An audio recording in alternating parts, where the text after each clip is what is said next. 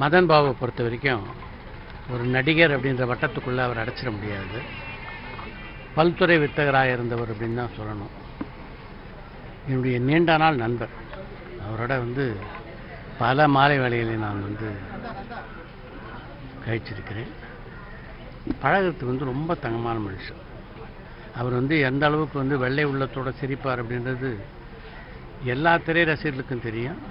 அந்த சிரிப்பு இருக்கு, அது சினிமாக்கான சிரிப்பு மட்டும் கிடையாது. அவருடைய இயற் வாழ்க்கையிலே அப்படி தான் இருந்தார். பெருசாக பிரச்சனைகள் வரும்போதெல்லாம் அதெல்லாம் சீரியஸாக எடுத்துக்க மாட்டார். எல்லாருடைய வாழ்க்கையும் மாதிரி அவருடைய வாழ்க்கையும் போராட்டம் நிறைந்த வாழ்க்கையாக தான் இருந்தது ஒரு காலகட்டத்தில். ஆனால் அதெல்லாம் ஈஸியாக எதிர்கொள்ளக்கூடிய ஒரு மன வலிமையும், அதே நேரத்தில் சிரித்தபடியே அதெல்லாம் ஏற்றுக்கொள்ளக்கூடிய ஒரு மனப்பாங்கும் பெற்றிருந்த ஒரு கலைஞராக இருந்தவர் தான் மதன் பாபு. அந்த சிரிப்பை இனிமேல் எங்கே பார்க்க போகிறோம் அப்படின்றது தான் பெரிய ஏக்கமாக எல்லாருக்கும் இருக்குது.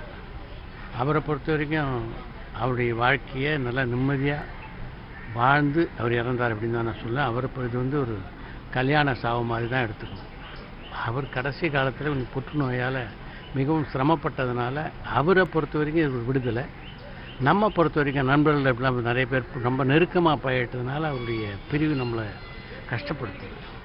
ஆனால் அவரை பொறுத்த வரைக்கும் அது அவருக்கு விடுதலை அப்படின்னு தான் நினைக்கிறேன். ஒரு இனிய நண்பரை நான் இழந்துட்டேன். திரையுலகத்தை பொறுத்த வரைக்கும் நல்ல ஒரு குணச்சித்திர நடிகரை இந்த திரையுலகம் இழந்து விட்டேன். அவ்வளோ.